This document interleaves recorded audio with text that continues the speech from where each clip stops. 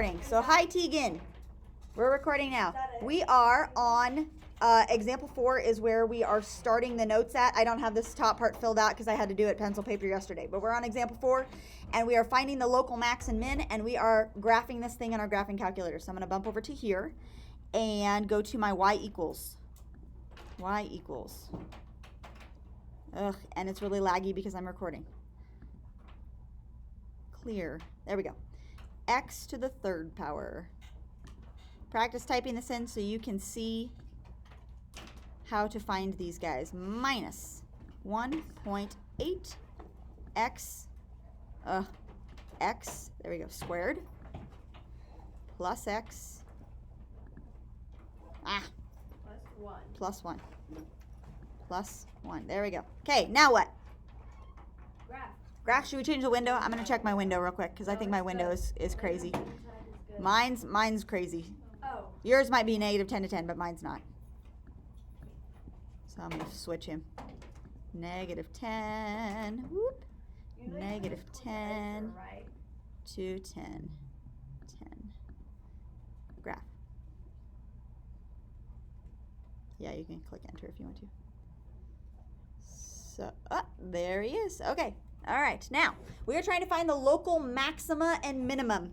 That means like high points and low points, right? You guys know what a max and a min is? Yeah. Maxes and mins, okay? They have it graphed right here for us. Do I have high points and low points on here? Yeah. Like, he kind of looks like he flattens out right here in the middle, in this guy. But does he, like, actually go back down? Because it's only considered a maximum if he does a hill, and it's only considered a minimum if he does a valley, right? But if he does one of these and then flattens out, this is not a maximum point. So that does not work. No. So let's zoom in on him and let's see if he does go down, in fact. So, that's not what I want. I want to go zoom. Zoom in. And I'm going to zoom in real close about right there.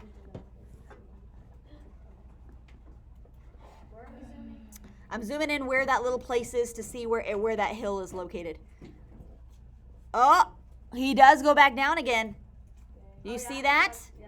I'm going to zoom in again. He does go back down.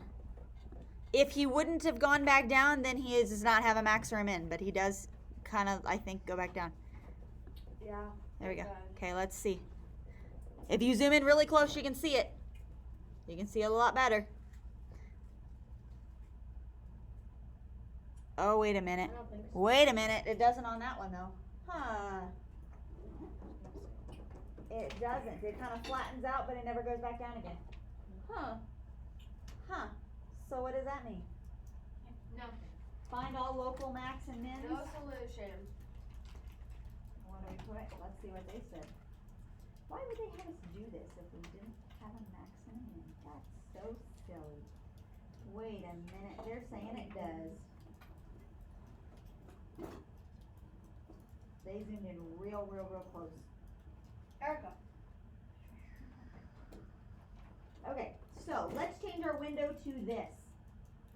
Are you ready? No. On the X's, go to the window. Go to your window. On the X's, let's change it to 0.1, from 0.1 to 1. This is what they're telling us to do. From 0.1 to 1. And from 1.1 to 1.2. That's real close. That's real Yep. close. So the X's. There it is. Yep, now it's really zoomed in. You can really see it. Okay? So, I'm going to write that up here. Window. Window. We're going to go X's is going to be 0.1 to 1. And the Y's, we're going to go 1.1 to 1.2. It is going to be super zoomed in. Super zoomed in.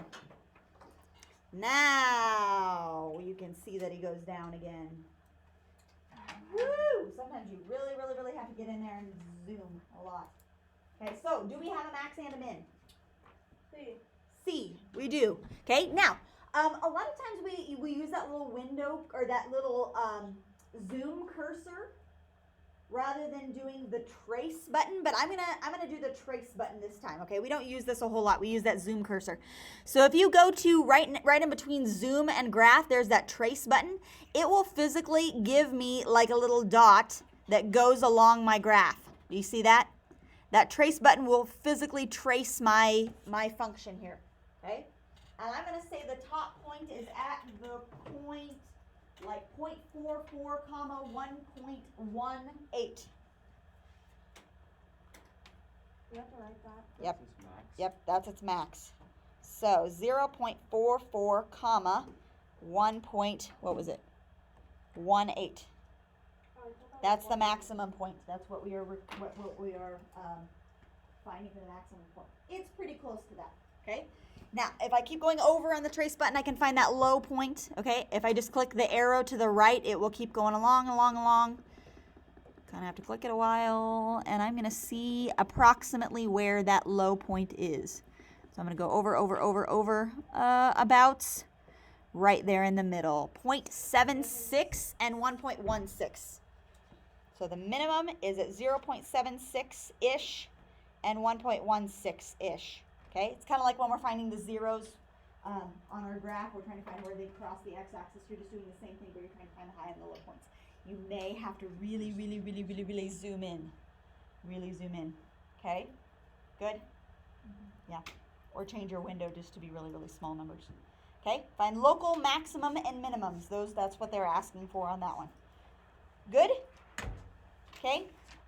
All right, go to the back side. Let's talk about concave up and concave down. Okay. These are things I'm going to make this bigger right now. Okay, I'm going to get out of my calculator. Concave up and concave down. This is what a graph of a concave up looks like. And I always say it's caving upward if it would hold water. So it's like a cup. Concave up, we abbreviate it as C up, right? Concave up is C up, which says cup, which means it holds water, right? If it holds water, it's concave up. Now, people get this confused with increasing versus decreasing, okay? Increasing means it's going up from left to right. Decreasing means it's going down from left to right. It can be concave up and be decreasing, or it can be concave up and be increasing. Let me show you what that looks like. Okay, here is a graph of a function that is increasing from left to right, right? Left to right, that thing's going up, correct? Okay, this is a function that is decreasing from left to right. That function is going down. But is it holding water in both of them? Yes. So this is concave up for both of those things, right? So it's not necessarily true that if it's increasing, it has to be caving upward, right? I just showed you a counterexample to that. It could be going downward and be concave up, okay? In the same way, it could be caving downward and be increasing versus decreasing, right? Okay, so I could show you the graph that's the same way. It could be going like, blah, blah, blah, blah, blah, I gotta see, like this, okay? That's caving downward and decreasing, or I could have one that's like this. It's caving downward and it's increasing, right? Okay, so caving downward means it will not hold water. It's like an umbrella. It's shedding the water. Does that make sense? Okay, this guy is concave downward. Okay, he is shedding the water. He is like an umbrella. He's caving down, okay? Now, this one has both concave up and concave down. So we're gonna go through this one and talk about what intervals will look like. Where it changes from caving upward to caving downward or vice versa is called an inflection point. They call it a POI, a point of inflection. Inflection point, a point of inflection, okay? What's happening here, I'm gonna do this in green. This guy is caving downward from here to here. Do you see that in green? Okay. From there to there, it's caving downward. And the other section I'm going to do in orange here, he is caving upward. Okay. Do you agree? Holding water on the right side, not holding water on the left side. Okay. Let's say that this point right here is the point 1, 2. Okay. So just like I was doing before, and I'm going to add some more points in here. Let's do this. I'm making these up, so these are not necessarily true points on the graph, but I'm going to estimate as best I can. Let's say this point is the point negative 2, 7, and let's say this point is the point 4, negative 5. Okay? We're going to do this whole graph, and we're going to say that these go forever and ever up and forever and ever down. Okay? We're going to do all of the information on this. Are you ready? No. We're going to do increasing, decreasing, constant, like what we did yesterday, and we're going to do concave up and concave down. Okay, we're going to do all of those. I'll let you get settled here. Okay?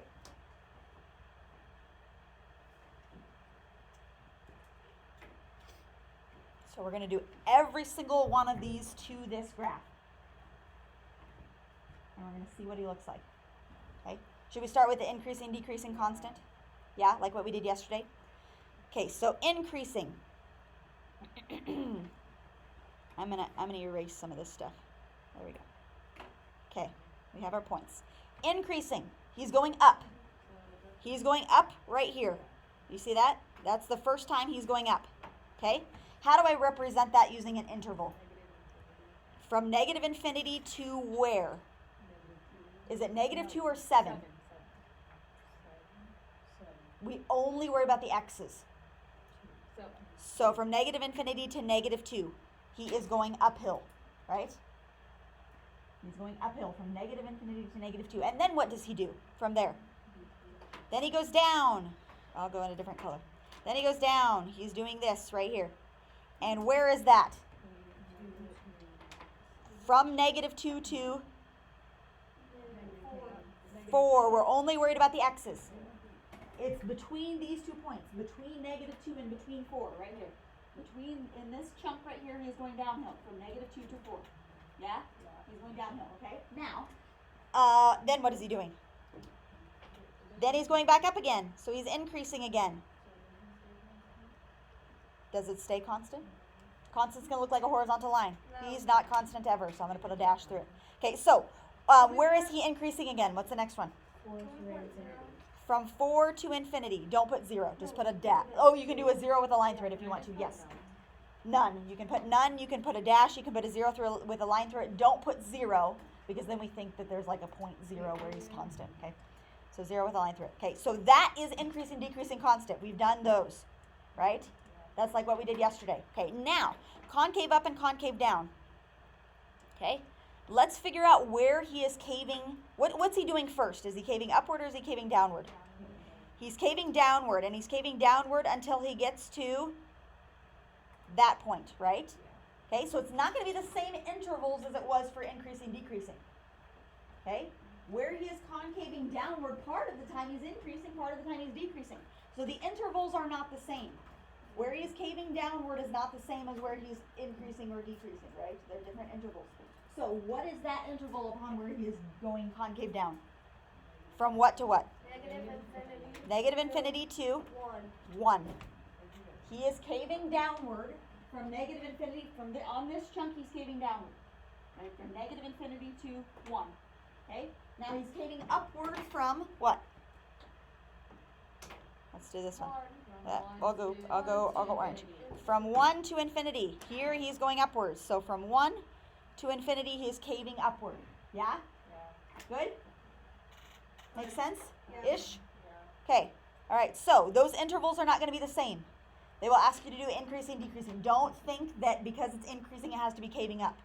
Okay. I showed you where it looks like it doesn't have to be that case. Okay. All right. Blah, blah, blah, blah, blah, blah, blah. Do you want to go through example 5 or you want to skip it? Skip? Skip example 5? Go through it? Skip. Oh, wait, did we just do that? Yeah, we basically did that with this example right here. Okay. So it's saying all local max and min. So find the high and low points, which are here and here. Okay. Intervals upon where the function is increasing, decreasing. We just did that. Find all inflection points. So where would the inflection point be for this one? We'll talk about that, part C. Where would this inflection point? Inflection points are where it changes concavity. So he is caving upward here until he gets to where? Right there. Right about there, right? Halfway between your max and min. Approximately. So just approximate that. This is my point of inflection, POI. It's halfway between. We're not. I'm just talking about how do you know to identify the POI? It's halfway between your high and low point is where he switches. Okay? And then the intervals upon where it's concave up and concave down. Okay? So we just did that up here with that stuff. Okay? Good? All right, graphing a piecewise function. All right. Graph the piecewise function below. We have two things happening. We have this top thing happening, and then we have that bottom thing happening. But we're going to talk about that top one first. So x squared. Do you know what x squared looks like? You should.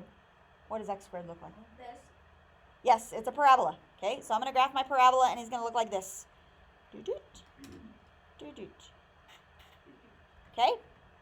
Except, I only want to graph that parabola when x is less than 1. So where is 1 on the x-axis? Right here. So basically, I'm going to cut him off right there, and I'm going to get rid of him At 1? when so I only want to graph that guy when he's less than 1. Okay. So what part do I need to erase? Everything on this side. So I'm going to erase this guy over here. We can't erase it. You can erase right here. So everything on the left side of 1 is going to stay, but on the right side he's going to be gone. Right? Now, at 1, does he need to be a closed circle or an open circle? Like where this guy caps off at? How do you know it's closed? It's equal to. Because it's equal to 1. So I'm going to put a closed circle there. Okay? Now the next one, I'm going to graph him in a different color. X plus 2. What does x plus 2 look like? Think of it as like y equals x plus 2. How do I graph that thing? It's going to be a line. It's a linear function, right? But I start at, where do you start at? You start at 2, and you go up 1 over 1, up 1 over 1, up 1 over 1. So he looks like this, and he's this line right here. Except, I only want to graph him between 1 and 4, right? Between 1 and 4. So I'm cutting him off here, and I'm cutting him off here. You see 1 and 4, that little chunk? We want the middle piece? We want the middle piece. We don't want anything besides that, okay? So I'm going to erase. Mine unfortunately erases the whole thing. So between 1 and 4, where was I at? Right here. Between 1 and 4. Right there. That's what I want. Just that little chunk. Yeah? Okay? Open circles versus closed circles. We said that this guy right here was a closed circle. Okay? What about the other ones? The first one's an open. Yeah, One has an open circle on the end there, and closed circle. Okay, what about the end of this guy? Like what's happening right here? Nothing. He goes forever, he's an arrow. Okay, because it says for everything that's less than 1, so that goes on forever in that direction. This is my piecewise function. Okay, the easiest way that I can tell you to graph those guys is to graph the whole thing and then just erase the part that you don't want. Does that make sense? Okay, sorry. Okay, that's a piecewise function. Okay, that's when you have two functions going on at the same time. How did I get what?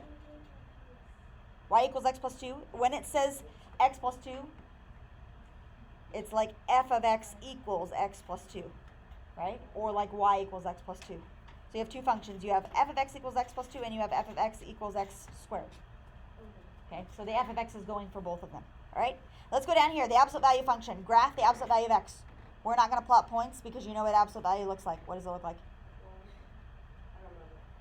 What does the absolute value look like? Can you plug negatives into an absolute value?